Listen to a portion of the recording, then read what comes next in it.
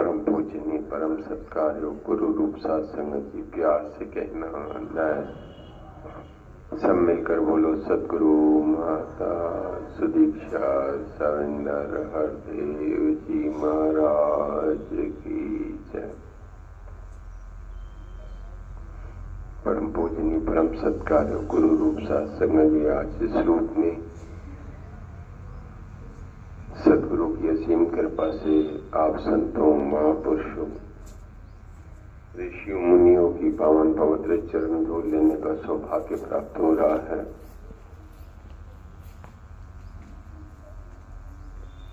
बातें तो कोई नई है नहीं, बातें तो सब पुरानी।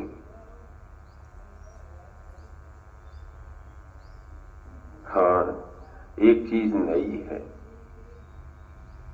वो है अपने आप को मारना। मेरा अहंकार हर जगह मुझे परेशान करता है और जब तक अहंकार हमारे अंदर जिंदा है निरंकार आ नहीं सकता। चाहे जितने भी हम प्रवचन सुन लें, जितने भी सत्संग सुन लें, जितने भी समागम अटेंड कर लें,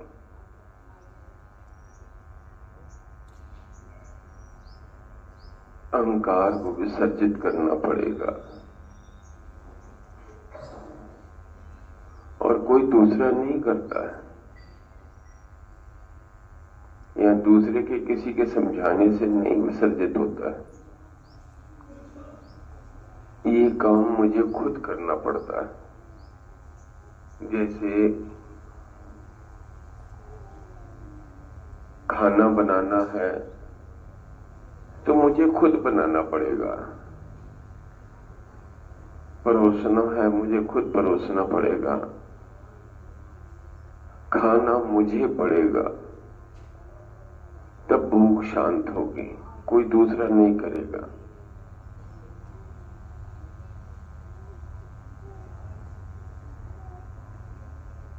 ठीक इसी प्रकार से मेरा अहंकार,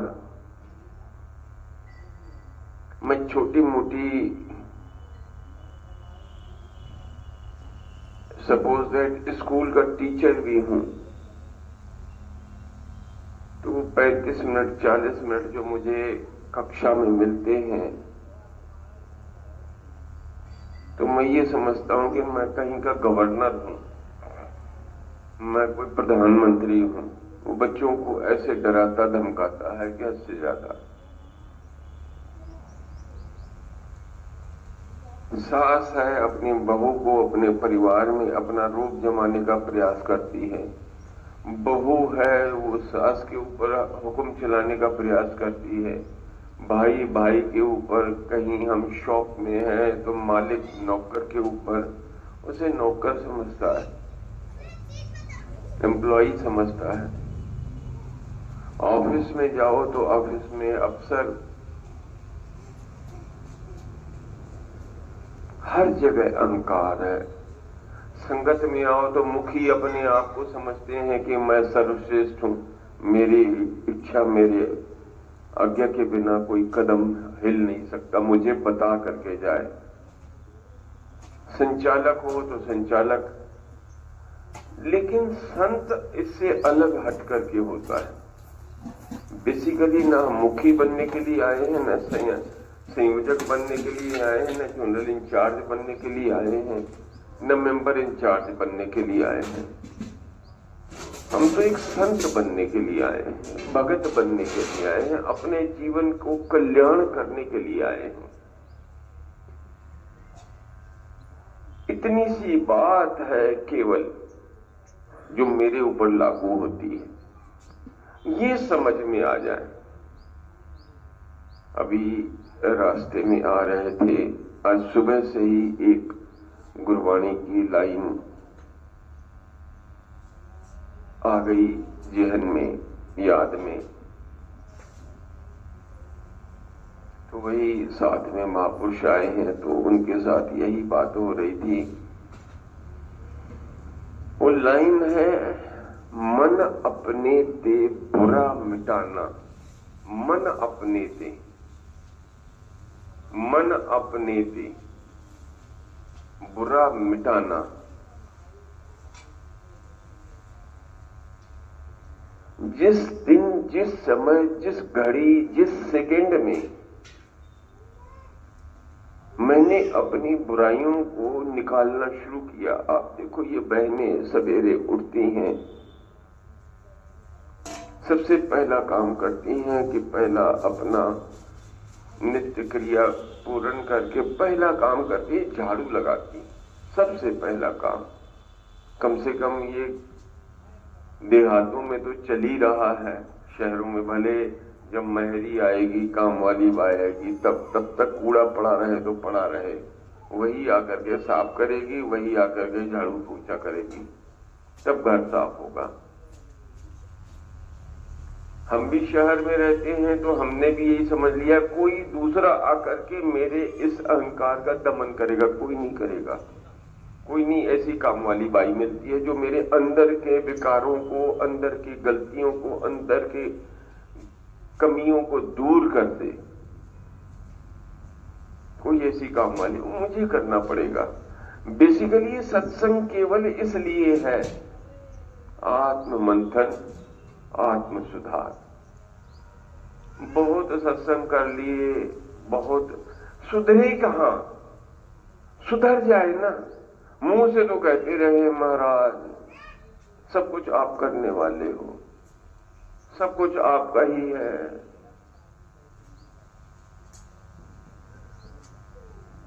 लेकिन क्या सचमुच मानते हैं?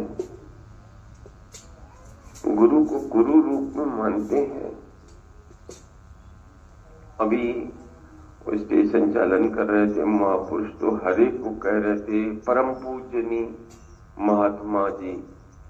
क्या सचमुच हम परम पूजनीय उनको मानते हैं कि केवल कह रहे हैं, एक खाना पूरी कर रहे हैं? कुछ नहीं होता, कुछ नहीं होता, जीवन गुजर जाएगा और किस समय कब श्वास निकल जाए कोई पता नहीं, कोई पता नहीं। बहुत सारे नौजवान भी चले जाते हैं, किसी का कोई पता है? अभी गाड़ी ड्राइव करके लेके आ रहे थे महापुरुष, तो गाड़ी कुछ तेज भी थी,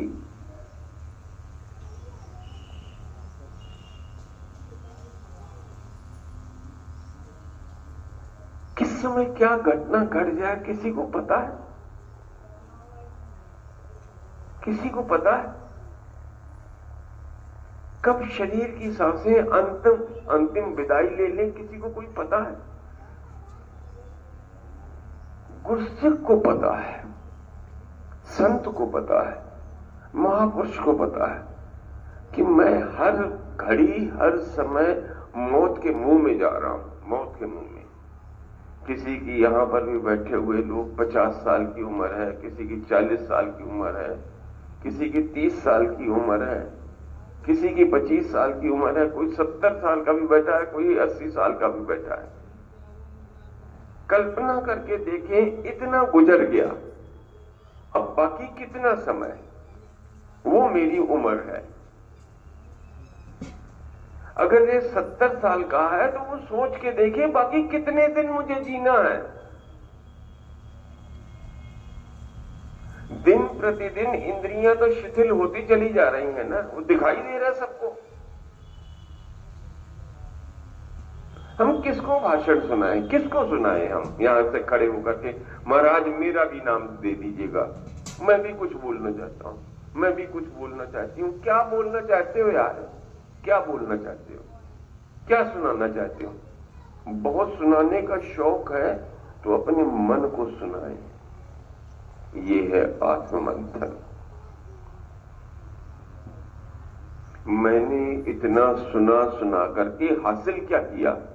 वैर, ईर्ष्या, नफरत, द्वेष, राग, अहंकार। तो मेरा बना क्या यार? क्या बना? क्या बना? बने तो तब जब हम कुछ न बने, कुछ न बने। इतना सुंदर जीवन बनता है, सब अपने लगते हैं। वही उस गुरबाणी की लाइन में है एक लाइन, 8-10 शब्दों की लाइन है, लेकिन बहुत महत्वपूर्ण है। मन अपने ते बुरा मिटाना, मन से बुराई खत्म कर दें।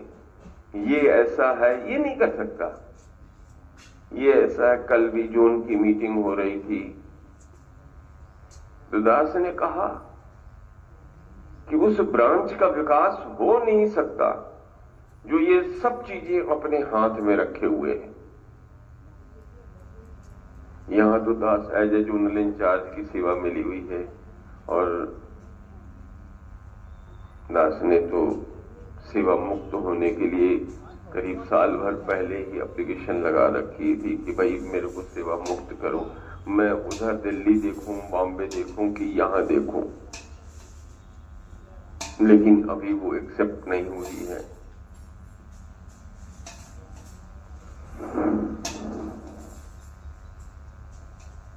तो यहां इस रूप में सेवाएं हैं, वहां जाते हैं तो वहां मेंबर इंचार्ज के रूप में सेवाएं हैं, डिसीजन लेने पड़ते हैं बड़े बड़े। तो कैसे होते हैं? इतना बड़ा मुंबई है, इतना बड़ा दिल्ली एनसीआर है, कैसे होते हैं? अपने आप से बुराई मिटानी पड़ती है। कोई नहीं बुरा दिखाई देता, कोई नहीं। उसकी उतनी ही सोच है, क्या कर लें, हटाओ।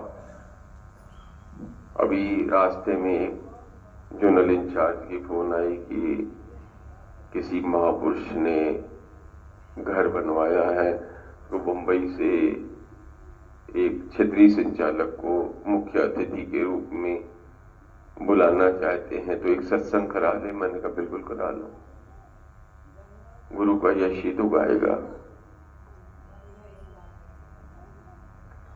विस्तार हो जाता है असीम की ओर, यदि मेरे अंदर से बुराई मिट जाए तो। मैं अगर उनके अंदर से बुराइयां देखूं तो किसी हालत में भेजने के नहीं भेज सकते। मन अपने ते बुरा मिटाना, अपने मन से बुराई को विसर्जित करना। मिटाने का मतलब विसर्जित कर देना, खत्म कर देना। होगा क्या? पेखे सकल सृष्टि साजना। पेखे मतलब देखता है वो, देखना, देखना। पेखे सकल सृष्टि, सकल सृष्टि को उस जड़ चेतन जग जीव में कैसे करके चौपाई ध्यान में नहीं आ रही है। सकल राम में जान, जड़ भी चेतन भी, सकल राम में जान। ये तो ज्ञान की बात की समझ आती है कि हाँ वाकई में ये सकल सृष्टि जितनी भी है, ये जड़ चेतन सब में राम समाया हुआ है। कोई ऐसी जगह नहीं है जहां ये निरंकार न हो, ये राम न हो। गुरु ने तो ये समझ दे दी, लेकिन मैंने ये विकार खुद पाल लिए। मैं मॉनिटर बन गया। अभी समागम में भी एक आया था, मॉनिटर बन गया है, क्लास में मॉनिटरी कर रहा है। वो बंदा ये समझता है कि सब बच्चे, थोड़ी देर के बाद टीचर आता है तो कहता तू भी बैठ। बड़ी देर से मॉनिटरी कर रहा है, चल बैठो वहां पर। किस चीज की मॉनिटरी यार? हम तो ये देखें कि संगतों में कितना विकास हो रहा है, संगतें कितनी आनंद ले रही हैं, कितनी झूम झूम करके इस परमात्मा के साथ जुड़ रही हैं। मेरा केवल और केवल दायित्व तो ये है, न मुझे किसी से समस्या है, न मुझे किसी से शिकायत है, न मुझे किसी से गिला है। मुझे तो केवल एक प्रभु से जो भी बात करनी है, इससे करनी है। दास के मुंह से अक्सर विचारों के बीच में निकल जाता है, तो इस परमात्मा के आगे कह देते हैं, यार सुन रहे हो ना, मैं तुम्ही से कह रहा हूं। तो इस तरीके के भाव निकल जाते हैं। तो वहां दिल्ली में कुछ महापुरुष मिले, कहने लगे भाई साहब जी, ये हमारी निरंकारी मैथोलॉजी में नहीं है कि यार शब्द इस्तेमाल किया जाए। तो मैंने बहुत चिंतन मनन किया। मैंने कहा यार इसको यार न कहे तो किसको यार कहे?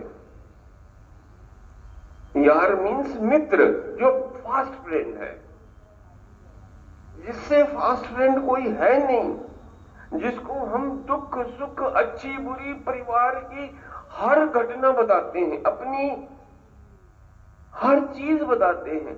तो इससे बड़ा कौन सा मेरा यार है, इससे बड़ा मेरा कौन सा मित्र है जो मेरी बात सुनता है? कौन सुनता है मेरी बात? इसके अलावा मैं जितना भी समय लगाऊं इसके साथ लगाऊं, इसकी याद में लगाऊं। अभी बैठे बैठे ध्यान में आ रहा था, बैठे बैठे यहीं पर, कि कभी एक दो दिन रुकने का भी मौका मिला था, तो यहीं से ये मॉर्निंग वॉक करते थे। चंद्रमा की शीतलता रहती थी, प्रातःकालीन ब्रह्म मुहूर्त में उठ करके तो वाइब्रेशन यहां से आती थी कि सिमरन करो, सिमरन करो। बैठे बैठे सिमरन होने लगा, बैठे बैठे सिमरन, क्योंकि यहां की आबो हवा में सिमरन है।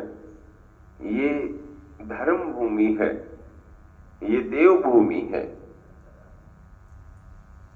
यहां प्रभु श्री राम आए, करवी और चित्रकूट में कोई अंतर थोड़ी नहीं है। तो यहां के हवा में भी एक सिमरन है।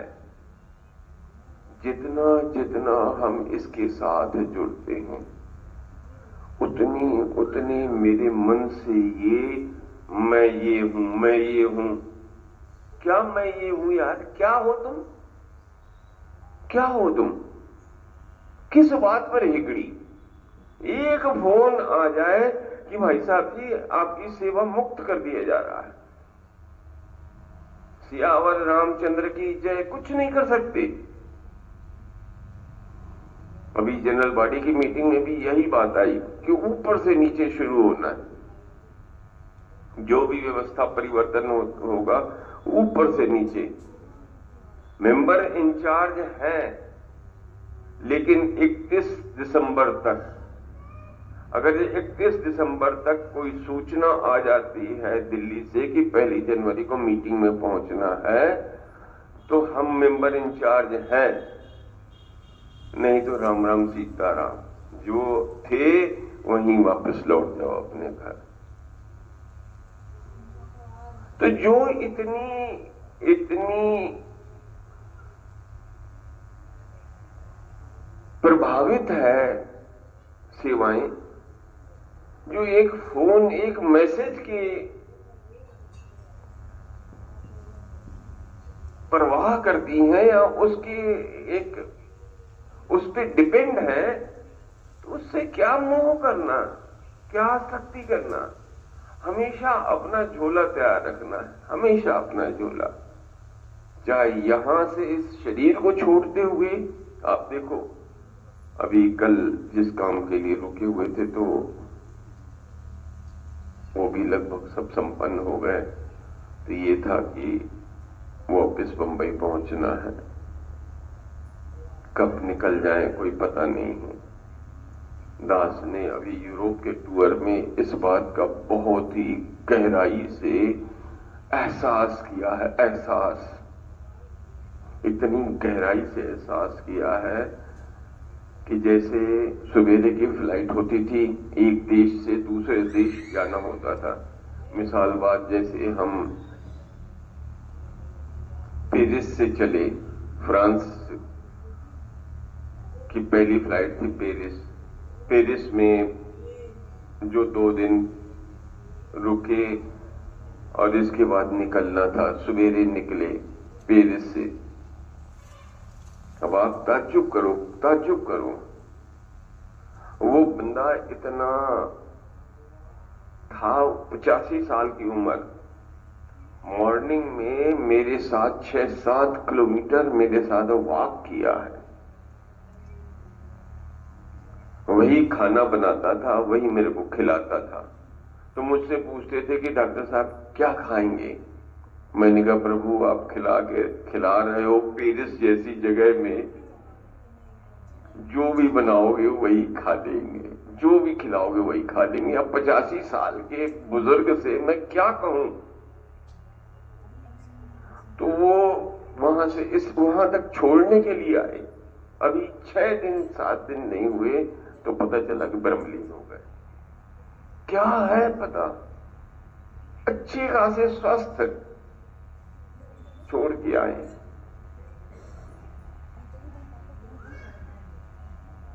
एक दिन पहले ये दूध जलेबी का प्रोग्राम था। एक दिन पहले ग्राउंड नंबर बी में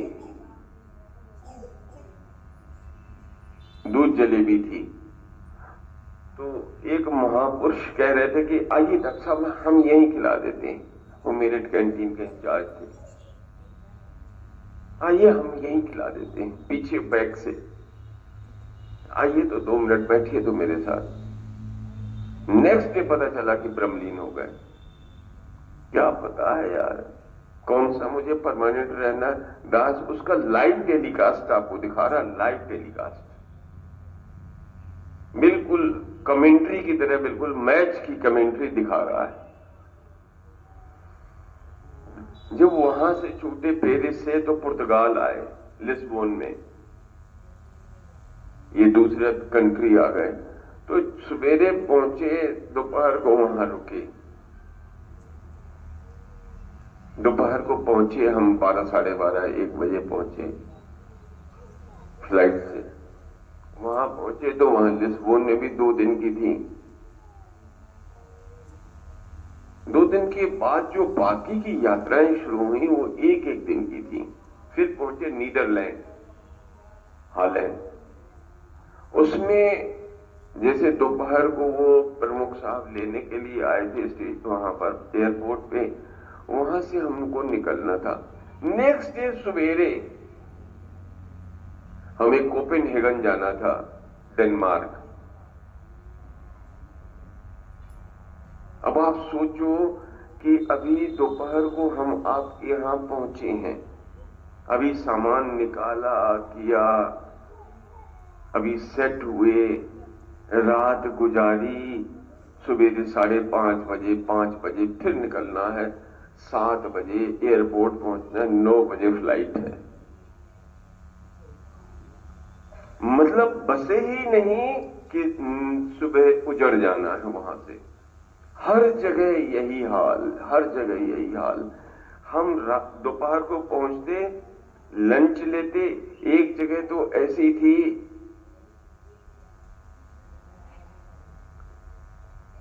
कि वहां पर हम एम्स्टर्डम थी। एक जगह एम्स्टर्डम ऐसी जगह थी कि उन्होंने कहा एम्स्टर्डम में उतरना है, Amsterdam station, CS AS, Amsterdam station आएगा तो वहां उतरना है। वो बाई ट्रेन का था। 4 घंटे की जर्नी बताई। अब 4 घंटे की जर्नी में हम चले तो अभी 1.5-2 घंटे ही मिले तो उनकी फोन आ गई कि भाई साहब जी कहां पहुंचे। मैंने कहा महाराज हम तो अभी एम्स्टर्डम में खड़े हैं, एम्स्टर्डम में खड़े हैं। सामने डिस्प्ले में दिखा रहा था एम्स्टर्डम। अब बड़ी मुश्किल, मैंने कहा यार तो ये तो 2 घंटे में पहुंचा दिया ट्रेन ने, ये तो फ्लाइट से भी तेज आ गई। तो उन्होंने कहा भाई साहब जी कहीं उतरिएगा नहीं, एम्स्टर्डम स्टेशन में उतरिएगा। मैं मुश्किल, मैंने कहा यार सामने दिखाई दे रहा है और मैं इसमें उतरूं कि नहीं उतरूं। वो अभी बताए तब तक ट्रेन छूट गई और ट्रेन भागती है कि बिजली की रफ्तार से। अब मैंने कहा पता नहीं कहां किस सुरंग में ले जाएगी, पता नहीं मुझे यहीं उतरना था कि कहां जाना था। अब लेके चल पड़ी। अब वहां पहुंचना था हमें बजे 1 बजे पहुंचना था, वो पहुंची 3 सवा 3 बजे। तो वहां पर उतरते ही खैर वहां पहुंचे, हम पहुंचने के बाद उनसे कांटेक्ट में थे तो पता चलता रहा कि भाई हम सही चल रहे हैं। जब पहुंचे तो वो कहते हैं महाराज यहां से करीब 125 किलोमीटर दूर चलना है, और हम लोगों ने लंच जिस होटल में रखा था वो होटल तो हो गया है, अब उसका तो टाइम पूरा हो गया, वो तो मेज थी जो बुक की थी वो खत्म हो गई। अब क्या करें, अगर जे घर तक चलते हैं तो वहां नहीं पहुंच पाएंगे, संगत 4 बजे के से रखी है। तो मैंने मैसेज में ही कह दिया, ट्रेन में ही कह दिया कि महाराज यहां से मुझे सीधे संगत में ले चलो। मैं क्या कहूं अब, वो कहें जैसे कहिए वैसे करें। मैंने कहा मैं क्या कहूं यार, मुझसे क्या कहलवा रहे हो कि मुझे कहीं होटल में खाना खिलाने ले चलो। कोई पता नहीं रहता था कब खाना मिलेगा और क्या मिलेगा, राम भरोसे। और फिर वहां पहुंचे, वहां रात को किया, सवेरे फिर वहां से दूसरे स्टेशन पे। इस तरीके से जीवन का सफर है, कभी कहीं कभी कहीं, कभी कहीं। ये जीवन की यात्रा गुजरती चली जा रही है, ये स्टेशनें आ रही हैं जा रही हैं। पहुंचना इस घर में है, पहुंचना इस घर में, जिस घर में बैठे हैं। सच पूछिए तो पहुंचना भी नहीं है, इसी घर में ही समाहित हो जाना है, डिसॉल्व हो जाना है। लेकिन यदि इस पर ध्यान हो, अभी एक बुजुर्ग महात्मा, बहुत ही बुजुर्ग, करीब 94-95 साल के, तो उनके साहबजादे ने आकर के बताया कि वो पूछ रहे थे कि फलाने को बुला दो। ये है यादें, ये है यादें। वो गहराई में उस व्यक्ति की छवि बनी हुई है, याद बनी हुई है। वो बुजुर्ग महात्मा कहते हैं कि उनको बुला दो। तो उन्होंने कहा कि भाई वो तो चले गए। कहा वो चले गए? कहा हाँ चले गए। कहा फलाने भी चले गए। कहा फलाने भी चले गए। तो वो कहते पिताजी आपको भी जाना है? कहा नहीं मुझे नहीं जाना। भाव कहने का, जो भी हमारे सोच होगी, विचार होंगे और हमारे भावनाएं होंगी, जो वही गहराई से मेरे अंतःस्थल पर, इनर कोर में वो फिट होते चले जाएंगे। वो अभी नहीं तो बुढ़ापे में नहीं तो जिस समय मरने के टाइम पर वो यादें ताजा होती चली जाएंगी, वो यादें ताजा होंगी। अब उनका क्या जवाब है, क्योंकि मेमोरी खत्म होती चली जाती है। ये भी परमात्मा की सबसे बड़ी देन है, ये पहले मेमोरी को गायब कर देता, धीरे धीरे करके भूलने लगता है बंदा, समझना भूलने लगता है, हर चीज भूलने लगता है। जितना बूढ़ा होगा उसकी उतनी याददाश्त कमजोर होगी। वो अभी यहां रखा है, अभी यहां का सामान उसे भूल गया, अभी मैंने क्या कहा वो भूल गया। अगर ये सब यादें होती ना तो पागल होता है इंसान, पागल, क्योंकि इसने पहले से ही तुम्हारा पत्ता साफ कर दिया। ये सत्संग बेसिकली केवल इसलिए है कि मेरी याद में ये हो कि इस घर जाना है। जैसे वहां पर पहुंचते पहुंचते लास्ट हमारी कंट्री थी ग्रीस, ग्रीस के पहले ऑस्ट्रिया थी, ऑस्ट्रिया के पहले जर्मनी थी, जर्मनी के पहले स्विट्जरलैंड थी, डेनमार्क, स्वीडन। ये करते करते हम जब यहां ग्रीस पहुंचे तब ये लग रहा था कि अब हम घर जा रहे हैं, अब हमारा लास्ट निकल गया, पूरा महीना गुजर गया, अब कोई खाने पीने की दिक्कत नहीं, अब तो जाकर के घर खाएंगे। यहां जब आए हैं बांदा में तो अच्छा खासा खाना मिल रहा है, भूख बढ़ गई है। वहां भूख ही नहीं लगती थी, भूख ही नहीं लगती थी।